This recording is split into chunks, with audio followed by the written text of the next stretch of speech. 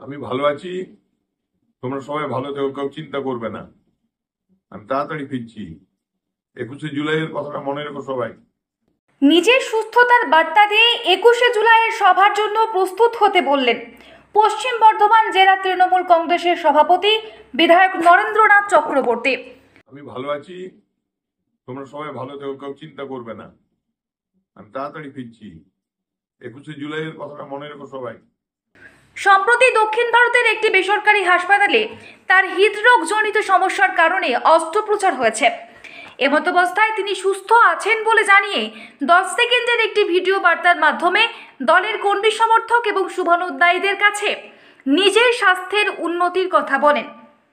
পাশাপাশি দলের কাজে খুব শীঘ্রই আবার মাঠে নামছেন বলে জানান। আর সেই ভিডিও বার্তা পেয়ে দলের সেনাপতির সুস্থতায় খুশি পশ্চিম বর্ধমান জেলা তৃণমূল কংগ্রেসের কর্মী সমর্থকরা। Bureau report, the e-paper digital. DSMS, a premier management college in Durgapur. Admission open for hotel management, hospital management, tourism management, BBA, BCA and nursing. Excellent training and placement assistance. Join now. DSMS, gateway to success.